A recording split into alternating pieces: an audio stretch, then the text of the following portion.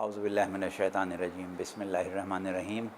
عزیزان گرامی، آپ کا پسندیدہ پروگرام جوابات کا خزانہ، اس سلسلے میں ہم آپ کے سامنے موجود ہیں اور پروگرام کا آغاز کر رہے ہیں۔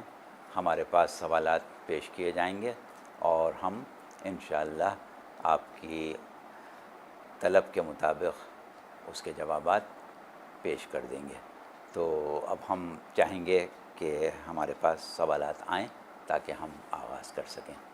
سوال یہ ہے کہ تمام مخلوق کی پیدائش سے پہلے خدا کے عرش کا پانی یا ہونے کا کیا مطلب ہے؟ کیا مخلوق کی پیدائش سے پہلے پانی موجود تھا جس پہ خدا کا عرش تھا؟ تو کیا وہ پانی اور عرش مخلوق میں شامل ہے؟ دیکھیے، یہ سوال جو کیا جا رہا ہے یہ کچھ غلط فہمیوں کی بنیاد پر ہے، کیونکہ ایسا کوئی سلسلہ ہے نہیں۔ بہرحال سوال یہ کیا جا رہا ہے کہ تمام چیزوں کی تخلیق سے پہلے اللہ کا عرش پانی کے اوپر ٹھہرا ہوا تھا، تو اب اس کی کیا وجہ ہے کہ ابھی چیزیں پیدا نہیں ہوئی ہیں اور عرش بھی موجود ہے اور پانی بھی موجود ہے اور عرش جو ہے وہ پانی کے اوپر ٹکا ہوا ہے؟ یہ سوال ذہن میں پیدا ہو رہا ہے۔ تو پہلے اس کی تفصیل سمجھ لیں کہ دیکھیں بات کیا ہے۔ سب سے پہلے یہ سمجھنا پڑے گا کہ پانی کیا ہے، عرش کیا ہے، اور کسی چیز کا کسی چیز پر ٹھہرنا کیا ہے۔ تو اہم چیز جو ہے ہمارے پاس وہ ہے عرش۔ پانی تو لوگ سمجھتے ہیں، اب قرآن میں پانی کہاں کہاں آیا ہے وہ بھی ہم بیان کریں گے کن معنوں میں آیا، لیکن عرش، لفظ عرش جو ہے ہم اس کی چاہیں گے کہ بہت تفصیل بیان کریں تاکہ لوگوں کے ذہن میں آئندہ ایسے سوال آئیں ہی نہیں۔ تو پہلی چیز جو ہم اپنے الفاظ میں بیان کر رہے ہیں، اس کے بعد عرش کے بارے میں ہم کچھ آیات اور احادیث بیان کریں گے۔ عرش کا لفظ جو ہے وہ عربی لغت کے اعتبار سے تخت کے معنوں میں بھی استعمال ہوتا ہے، اور تخت کے معنوں میں استعمال ہونے کا مطلب یہ ہے کہ وہ تخت جس کے اوپر بادشاہ بیٹھتا ہے، یا وہ تخت کہ جو شان و شوکت کے اظہار کے لیے ہم بناتے ہیں، اس کے معنوں میں بھی لفظ عرش استعمال ہوتا ہے۔ دوسری جگہ عرش کا لفظ قرآن میں بھی آیا ہے، وہ ہم ابھی اس کی مثال دیں گے۔ وہ ہے لفظ عرش بمعنی چھت، مکان کی چھت کو بھی عرش کہتے ہیں، اور اسی اعتبار سے پانی کے جہاز کی چھت کو عرشہ کہا جاتا ہے، یعنی چھوٹی چھت، حالانکہ وہ بڑی چھت ہوتی ہے باہر۔ تو یہ ہے لغوی معنی۔ قرآن میں ایک مقام پر جہاں پروردگار عالم نے تذکرہ کیا ہے جناب عزیر علیہ السلام کا، وہاں پر خاص طور سے لفظ استعمال کیا ہے عرش کا، اور یہ کہا ہے کہ وہ شخص اس مقام سے گزرا جہاں چھتوں پر دیواریں گری ہوئی تھیں، وہاں عروشہ کا لفظ استعمال ہوا ہے، عرش کی جمع استعمال ہوئی۔ اچھا، اس کے بعد عرش کا لفظ جو ہے یہ لغوی اعتبار سے آپ کے سامنے آ گیا۔ اب ہوتا یہ ہے کہ قرآن میں، احادیث میں جو گفتگو کی جاتی ہے وہ ان امور پر مشتمل ہوتی ہے کہ جن کا ابھی عالم دنیا میں وجود نہیں ہے، یعنی عالم آخرت کی ہیں یا عالم غیب کی ہیں۔ ہمارا یہ مشاہدہ ہے اور عقلاً بھی ایسا ہوتا ہے کہ کوئی بھی زبان آپ لے لیں، کسی بھی زبان میں گفتگو کریں، اس زبان کی لغت میں جو الفاظ ہوتے ہیں وہ وہی ہوتے ہیں جس سے اس زبان والوں کا واسطہ پڑتا ہے۔ جن چیزوں سے اس زبان والوں کا واسطہ ہی نہ پڑے اس کے لیے اس زبان میں الفاظ نہیں ہوتے ہیں۔ جیسے مثال کے طور پر اگر کسی ایک ایسے جزیرے میں زبان ایک بولی جاتی ہو جہاں ہاتھی نہیں ہوتا ہے، وہ لوگ ہاتھی سے واقف ہی نہیں، کبھی انہوں نے ہاتھی دیکھا ہی نہیں، تو ان کی زبان میں ہاتھی کے لیے کوئی لفظ نہیں ہوگا۔ تو اسی طریقے سے الفاظ جو عربی زبان میں لغت کے اعتبار سے تھے وہ کم پڑ گئے اس وقت کہ جب پروردگار عالم نے قرآن میں اور اس نبی کو اور ان اوصیاء کو بھیجا کہ جو قرآن کے مفسر تھے، اور انہوں نے غیب کی خبریں بھی دیں، انہوں نے عالم آخرت کی خبریں بھی دیں، انہوں نے عالم برزخ کی خبریں بھی دیں.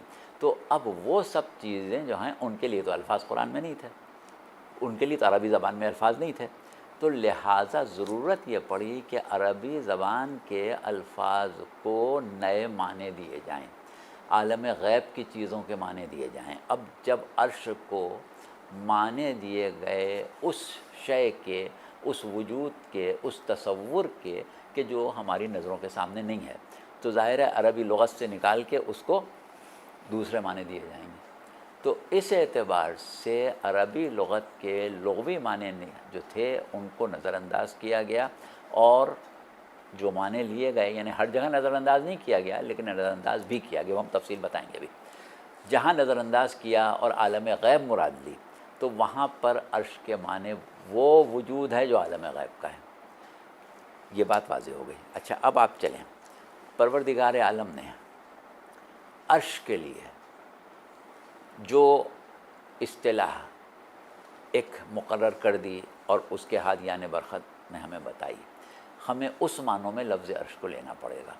تو اس اعتبار سے عرش کے بارے میں جو ہمارے پاس روایات ہیں ابھی ہم پڑھ کے بتاتے ہیں آپ کو، اس میں عرش کے معنی ہیں علم الہی، اللہ کا علم.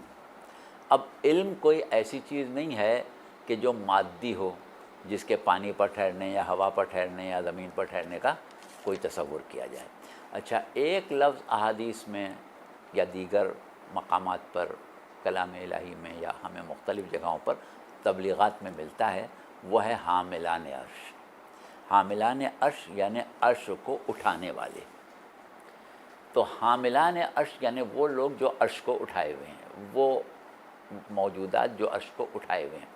اس سے یہ پتہ چلتا ہے اور یہ ایک تصور پیدا ہوتا ہے کہ جیسے عرش کوئی مادی چیز ہے اور اس کو اٹھایا ہوا ہے، لیکن اس کی بھی جب ہم تشریح میں جاتے ہیں تو ہمارے پاس جو معصومین علیہم السلام نے تشریح کی، وہاں یہی تشریح کی کہ عرش کے معنی علم الہی کے ہیں، اور حاملان عرش کا مطلب وہ انبیاء اور اوصیاء ہیں جو علم الہی کو دنیا میں عام کرتے ہیں، اللہ کے علم کو دنیا تک پہنچاتے ہیں، دنیا والوں کو اللہ کا علم سکھاتے ہیں. تو وہ ہیں حاملان عرش. تو اس اعتبار سے انبیاء اور اوصیاء اور ہمارے عقیدے کے مطابق ائمہ اہل بیت جو ہیں وہ حاملان عرش ہیں. یہ ہم نے ایک سادی سی بات بیان کی. اب ہم آپ کو پوری آیتیں پڑھ کے سناتے ہیں. دیکھیں عرش کا لفظ، اور اس کے بعد ایک لفظ اور ہے جو عرش کے ساتھ اکثر استعمال ہوتا ہے، وہ ہے کرسی. عرش اور کرسی، وسع کرسی السماواتی، وہاں پر بھی کرسی کا لفظ استعمال ہوا ہے. تو عرش اور کرسی، تو یہ دو الفاظ ہیں، ان دونوں کی تشریحات ہمارے پاس کیا ہیں. پہلے ہم پڑھ دیں آپ کے سامنے وہ آیت کہ جس میں عرش کا لفظ چھت کے معنوں میں استعمال ہوا ہے. وہاں پر تذکرہ ہے سورہ بقرہ کی آیت 259 میں، وَهِيَ خَاوِيَةٌ عَلَىٰ عُرُوشِهَا، یعنی دیواروں کے بارے میں کہا گیا ہے کہ وہ چھتوں پر گری ہوئی تھیں. اچھا اس کے علاوہ عرش پر بیٹھنا، عرش کا اور تذکرہ ہمارے پاس قرآن میں ہے مختلف جگہ، لیکن ہم یہاں ابھی دو مثالیں دے رہے ہیں. اور وہ دو مثالیں اسی لیے دے رہے ہیں کہ بعض اوقات لوگوں کے اذہان میں اس سے متعلق بھی سوالات آتے ہیں. اگر آپ کا بھی کوئی سوال ہوگا تو ہم اس کو اسی کے ذیل میں لے لیں گے. ایک ہے سورہ اعراف کی 54ویں آیت اور ایک سورہ یونس کی 3 آیت. یہ دو آیتیں ہم آپ کے سامنے پڑھ دیتے ہیں اور اس کے بعد اس کو ہم واضح کریں گے انشاءاللہ العزیز. دیکھیے سورہ اعراف کی جو 54ویں آیت ہے اس میں پروردگار عالم ارشاد فرما رہا ہے کہ اِنَّ رَبَّكُمُ اللَّهُ الَّذِي خَلَقَ السَّمَاوَاتِ وَالْأَرْضَ فِي 6 أَيَّامٍ ثُمَّ اسْتَوَىٰ عَلَى الْعَرْشِ. بے شک تمہارا پروردگار وہ ہے کہ جس نے آسمانوں اور زمین کو 6 دن میں خلق کیا اور پھر وہ عرش پر متمکن ہوا. اب دیکھیے یہاں پر جو لفظ استعمال ہو رہا ہے عرش پر متمکن ہونا، ثم استویٰ، یہ عرش پر متمکن ہونا یہ ہے ایک کنایا، یعنی ہم جیسے کہتے ہیں کہ فلاں بادشاہ کے مر جانے کے بعد فلاں شخص تخت پر بیٹھا، تو تخت پر بیٹھا کا مطلب یہ نہیں کہ وہ واقعی میں جا کے تخت پر ہی بیٹھ گیا اور اسی وقت بیٹھ گیا جب وہ مرا، مطلب یہ ہے کہ نظام حکومت اس نے سنبھالا۔ اب جب یہاں پر تخلیقات کی بات ہو رہی ہے، آسمان خلق ہوئے، زمینیں خلق ہوئیں، تمام موجودات خلق ہوئے، کائنات خلق ہوئی، تو اللہ نے عرش پر عرش پر قرار لیا، یعنی اللہ ان پروردگار نے اس کائنات کا نظام حکومت سنبھال لیا، وہاں اس معنوں میں استعمال ہوا ہے۔ اچھا، سورہ یونس کی تیسری آیت بھی آپ چاہیں تو دیکھ لیں۔ سورہ یونس کی تیسری آیت جو ہے اس میں پروردگار عالم یہ ارشاد فرما رہا ہے کہ اِنَّ رَبَّكُمُ اللَّهُ الَّذِي خَلَقَ السَّمَاوَاتِ وَالْأَرْضِ فِي سِتَّةِ الْأَيَّامِ ثُمَّ اسْتَوَىٰ عَلَى الْعَرْشِ۔ یہاں پر بھی وہی چیز ہے، وہی الفاظ ہیں تقریباً، اور وہی معنی و مفہوم ہے، تو اب یہ چیز آپ کے اوپر بالکل واضح ہو گئی۔ اچھا، اب جب ایک مرتبہ یہ بات طے ہو گئی کہ عرش کوئی مادی چیز ہی نہیں ہے، تو پھر اس کا پانی پر ٹھہرنا یا ہوا پر ٹھہرنا وہ کوئی مطلب نہیں رکھتا۔ اچھا، اب ایک چیز ہم اور آپ کو بیان کریں، وہ یہ ہے کہ پروردگار عالم کا علم اور اس کے ساتھ ساتھ ایک لفظ اور ایک مفہوم ہمیں اور ملتا ہے لفظ عرش کا، وہ پورا عالم موجودات، پوری کائنات، پوری مخلوقات کو اگر ہم تصور میں لانا چاہیں تو ایک لفظ ہے جس کو ہم کہتے ہیں عرش، اور اس کا مفہوم یہ ہے کہ وہ شے، یعنی حقیقت میں تو نہیں ہے، طبعی طور پر تو نہیں ہے، آنکھوں سے نظر آنے والی چیز نہیں ہے، کوئی مادی چیز نہیں، بلکہ ایک تصور ہے کہ اگر تمام کائنات پر کوئی شے محیط ہو جائے تو اس کو عرش کہیں گے، پوری کائنات پر کوئی شے محیط ہو جائے تو اس کو عرش کہیں گے۔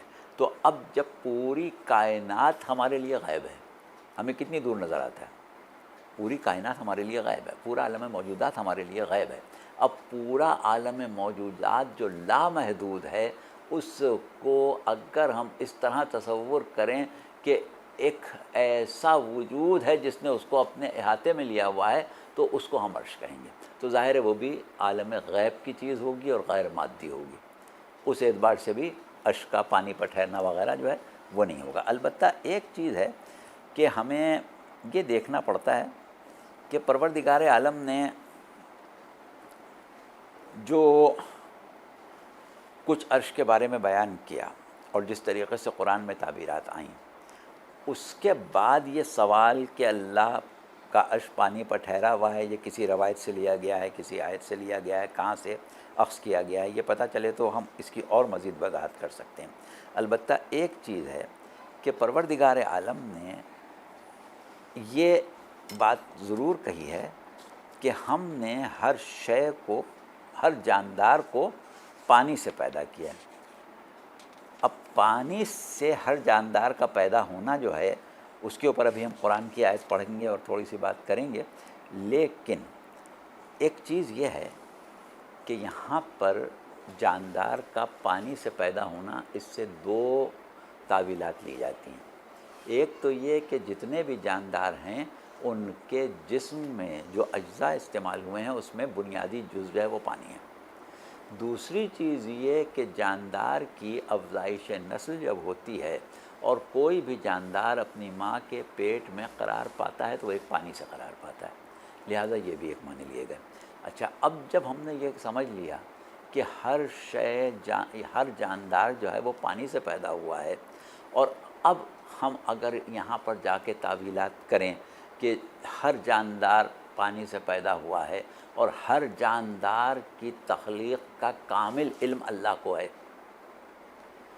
اور ہر جاندار کی تخلیق کا پورا نظام، پورا فلسفہ، پورا مقصد اللہ جانتا ہے، اور ہر شے کو پانی سے پیدا کیا ہے، تو ممکن ہے کہیں تشبیہات میں یہ بات آئی ہو کہ علم الہی جو ہے مخلوقات کے معاملے میں وہ پانی پر ہے، یعنی پانی سے پیدا کرنے کی مصالح پر ہے، یہ ممکن ہے مراد ہو، لیکن ہے یہی مراد یہ ہم نہیں کہیں گے، اس لیے کہ ہمیں ایک دفعہ پتہ چلے کہ یہ انہوں نے لیا کہاں سے۔ لیکن اس کے بعد ہم نے جیسا کہ ابھی کہا کہ ہم یہ ضرور چاہیں گے کہ عرش کے بارے میں تفصیل سمجھا دیں کہ عرش ہے کیا چیز۔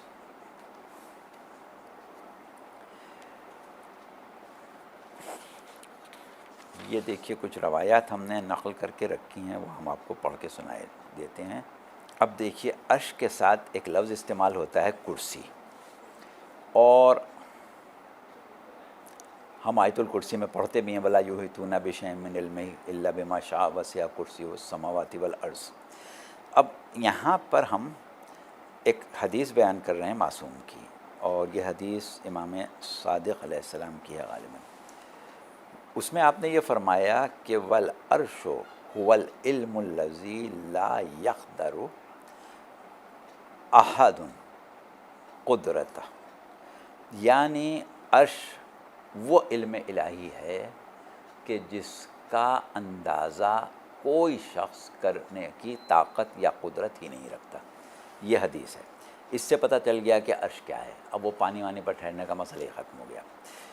اس کے بعد کتاب التوحید میں امام صادق علیہ السلام سے ایک قول منقول ہے، وہ ہم تھوڑا تھوڑا کر کے پڑھ رہے ہیں اپنے الفاظ میں۔ آپ نے فرمایا کہ عرش کی مختلف تعریفیں ہیں جو قرآن کی آیات کے اعتبار سے ہیں۔ مثلاً رب العرش العظیم، بعض جگہ استعمال ہوا رب العرش العظیم، یہاں رب الملک العظیم مراد ہے، یعنی یہاں عرش سے مراد اللہ کا ملک، اور اللہ کا ملک کیا ہے؟ پوری کائنات جو لامحدود ہے۔ تو اس کا مطلب عرش کیا ہوا؟ کائنات کی لامحدودیت کے لیے لفظ عرش استعمال ہو رہا ہے، اور اللہ کی حکومت کے لیے۔ اچھا، اس کے بعد ہمیں معلوم ہے کہ اللہ جو ہے وہ رب العالمین ہے، اس کی مملکت بھی لامحدود ہے، ربوبیت بھی لامحدود ہے، اس اعتبار سے عرش عظیم پوری کائنات ہے۔ اچھا، پھر دوسری جگہ آپ نے فرمایا کہ الرحمن علی العرش استویٰ، یہ بھی قرآن میں آیا ہے۔ یہاں ایک مطلب ہم بیان کر چکے ابھی پہلے، اور دوسرا جو اس حدیث میں ہے وہ وہی عالم موجودات کی وجودی کیفیات، یعنی انہیں وجود کیسے عطا ہوا۔ پھر جہاں عرش و کرسی ایک ساتھ استعمال ہوئے ہیں، وہاں پر بھی امام کا قول آپ سن لیں، دونوں کے معنوں میں فرق ہے، کیونکہ دونوں غیب کے بڑے دروازے ہیں اور خود بھی غیب ہیں۔ کرسی غیب کا وہ ظاہری دروازہ ہے جو موجودات کے ظہور پذیر ہونے کا مقام ہے، اور اس سے تمام اشیاء وجود ہستی پاتی ہیں، یعنی عدم سے وجود میں آتی ہیں۔ اچھا، اس کے بعد آپ نے فرمایا کہ عرش کیا ہے؟ عرش غیب کا وہ باطنی دروازہ ہے جس میں وجودی کیفیات کا علم، تخلیق، تکوین، قضاء و قدر، مشیت و ارادے کا علم، ابتدائے آفرینش اور بازگشت کا علم سب شامل ہے۔ علم عرش کرسی کے علم سے زیادہ پوشیدہ ہے۔ پھر اس کے بعد ایک چیز ہمیں ملتی ہے کہ عرش کا وصف کرسی سے بلند ہے، مگر علم میں دونوں ایک ساتھ ہیں۔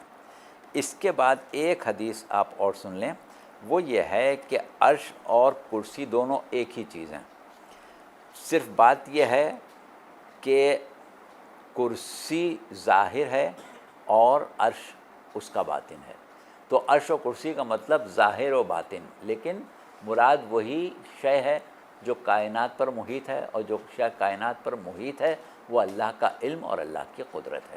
تو اس اعتبار سے عرش کے جو معنی احادیث سے، قرآن کی آیتوں سے، اور ان تمام چیزوں سے کہ جو ہم نے آپ کے سامنے پیش کیں، وہ یہی ہے کہ عرش کوئی مادی شے نہیں ہے، عرش علم الہی ہے، عرش حکم الہی ہے، عرش امر الہی ہے، عرش حکومت الہی ہے، اور عرش غیب کا وہ عالم ہے کہ جس میں پروردگار عالم کے علوم کا تصور پیش کیا گیا ہے، لیکن یہ ایسا تصور ہے کہ کسی کے بس کی بات نہیں ہے کہ وہ اس کے اوپر کوئی قدرت رکھتا ہو اس تصور کو قائم کرنے کی۔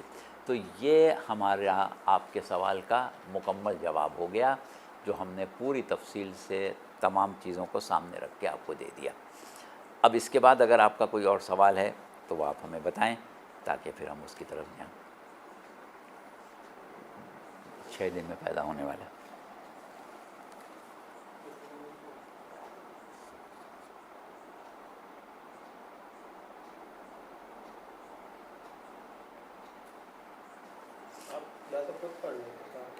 ہم خود پڑھ لیں۔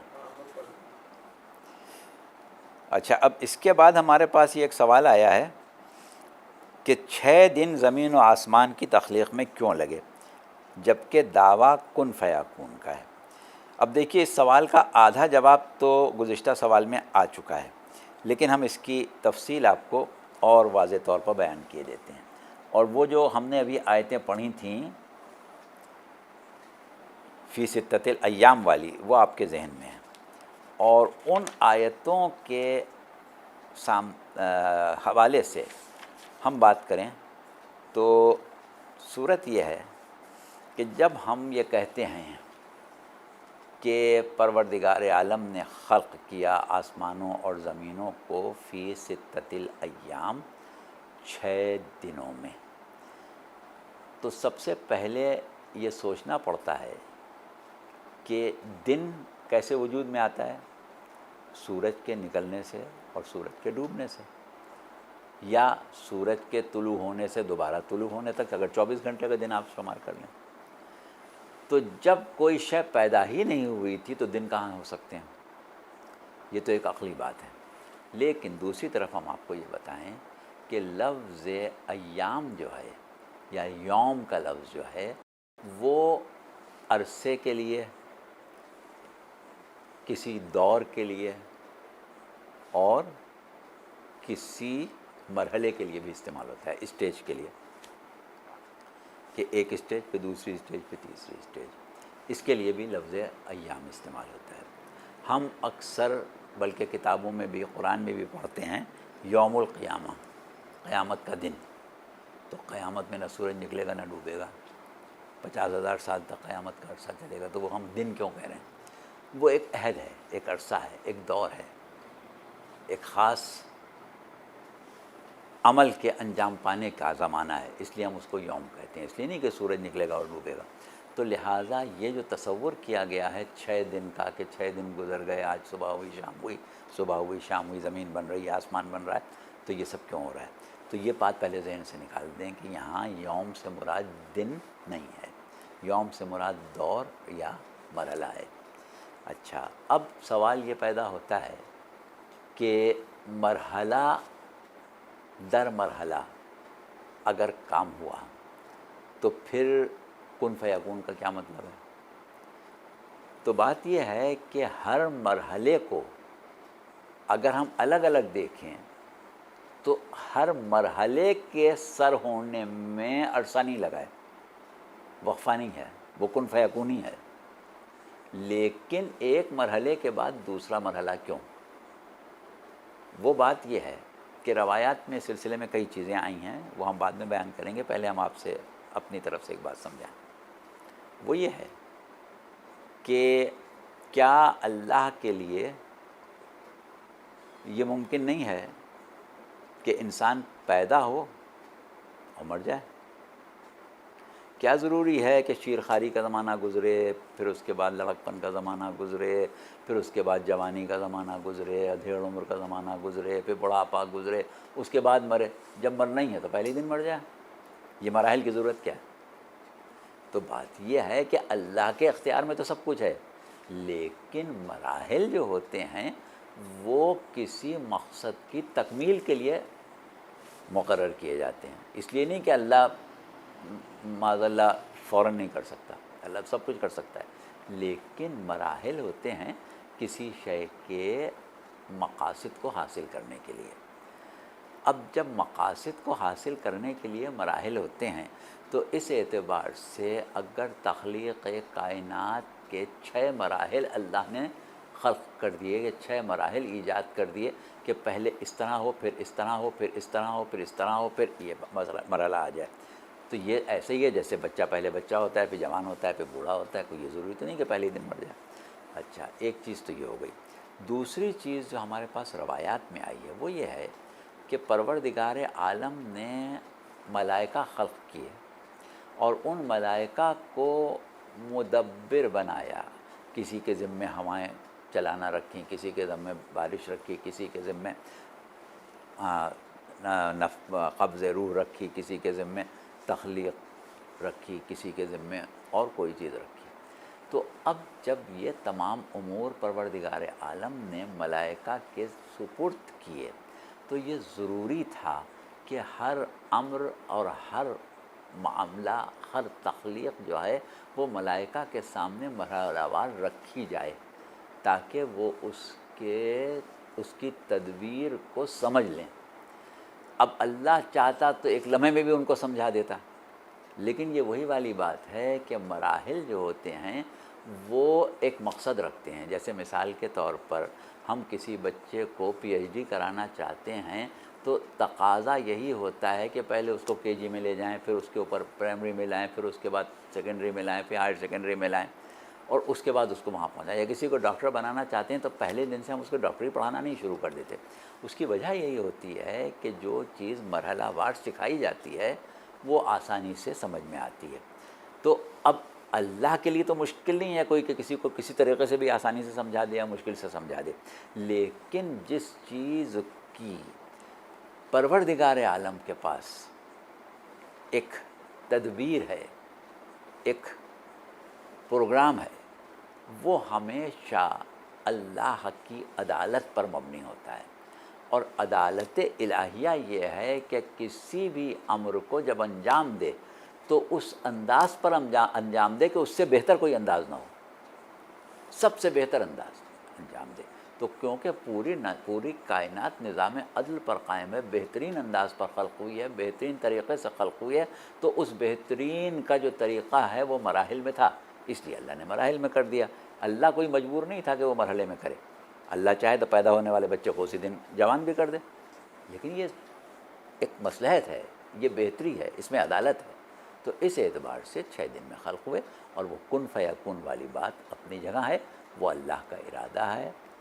انما امرہ اذا اراد شیئا ان یقول لہ کن فیکون۔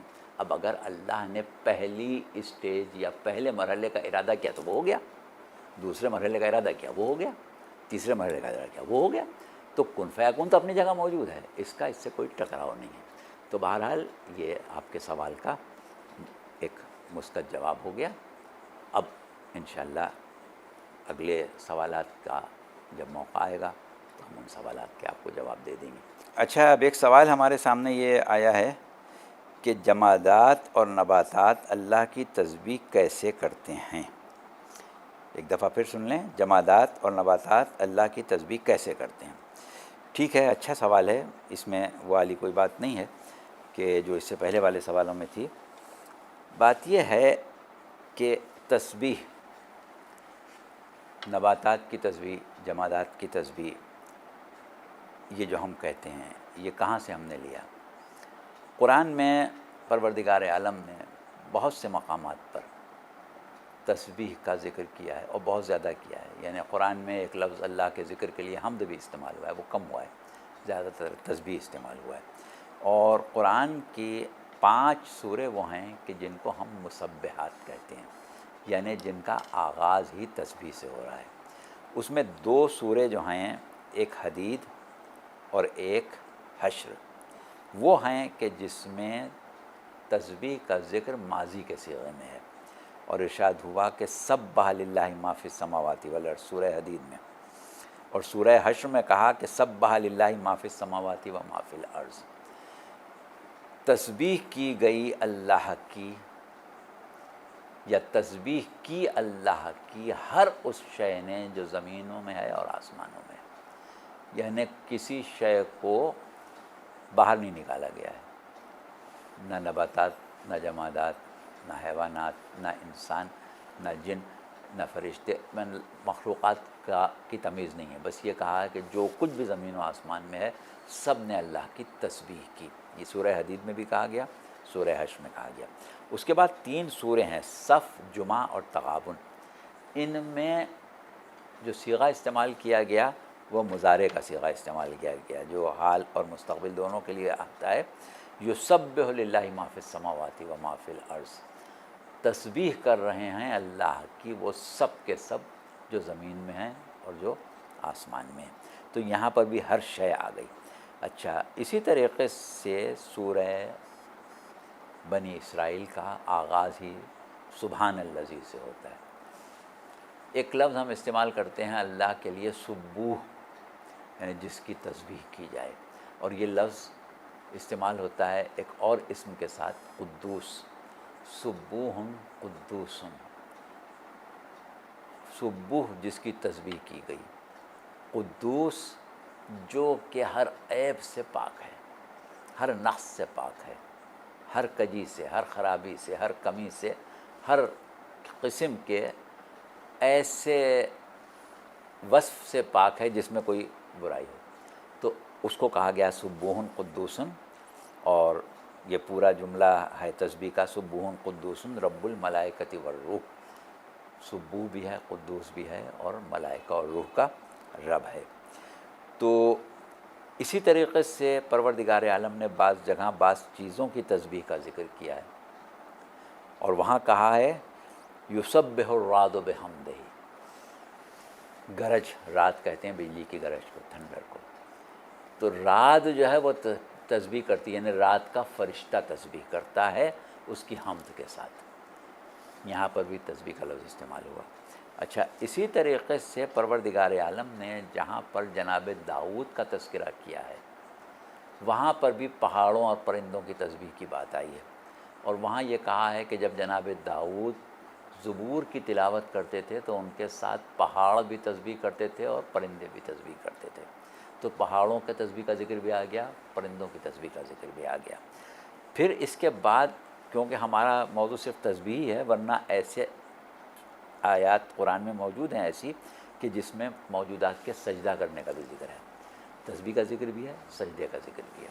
تو یہ تو ایک بنیاد ہو گئی ہر شے کی تسبیح کرنے کی. اچھا، اب سوال یہ ہے کہ تسبیح کیسے کرتے ہیں، کیسے کرتے ہیں؟ تو یہ جب ہماری سمجھ میں آئے گا جب ہمیں تسبیح کے معنی سمجھ میں آئے کہ تسبیح کا مطلب کیا ہے. پروردگار عالم کا جب ہمیں وصف بیان کرنا ہو تو ہم کہتے ہیں کہ ہم اللہ کی حمد کر رہے ہیں. اور اللہ کا وصف ایک ایسی شے ہے کہ جہاں تک کسی کی بھی عقل نہیں پہنچتی.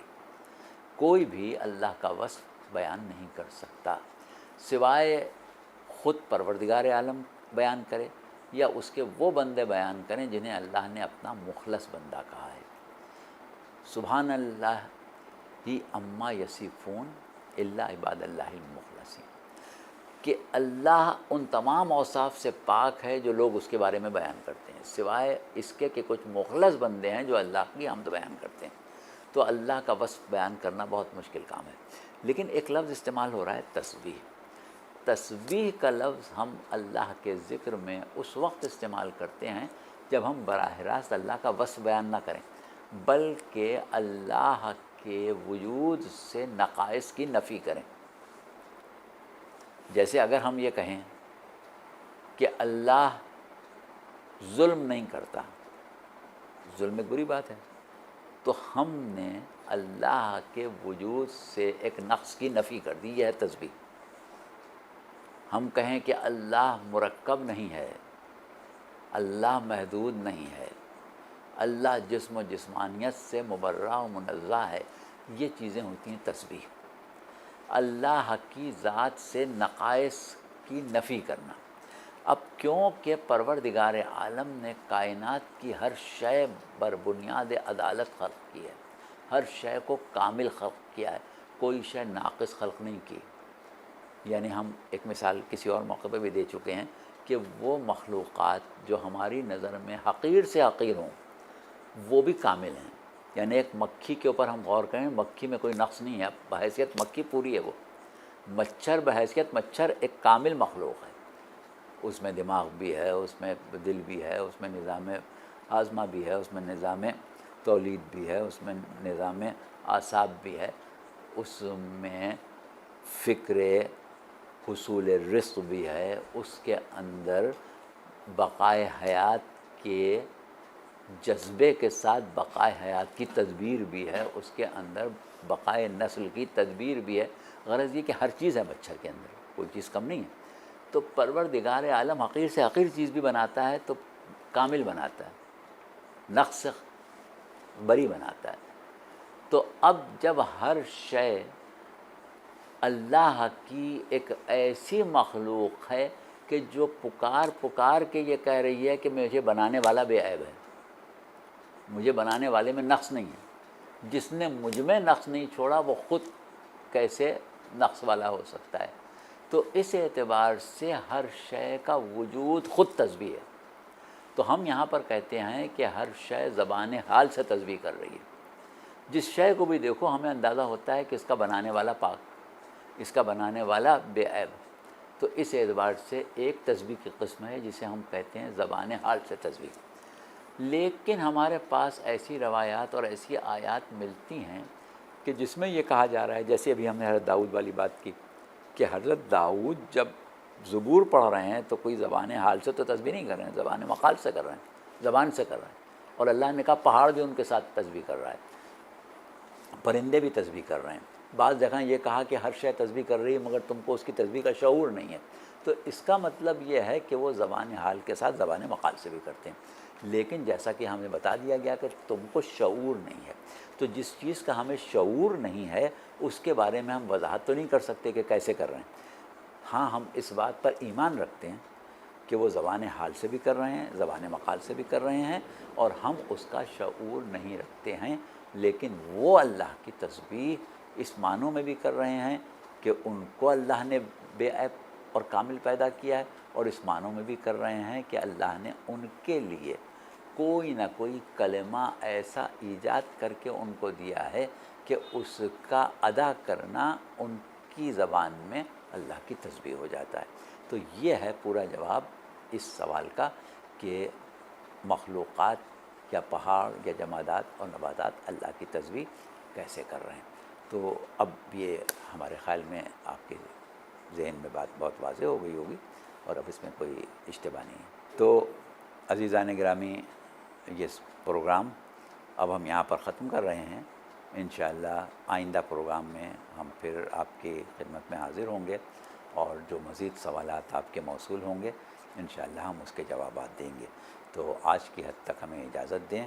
فی امان اللہ، خدا حافظ۔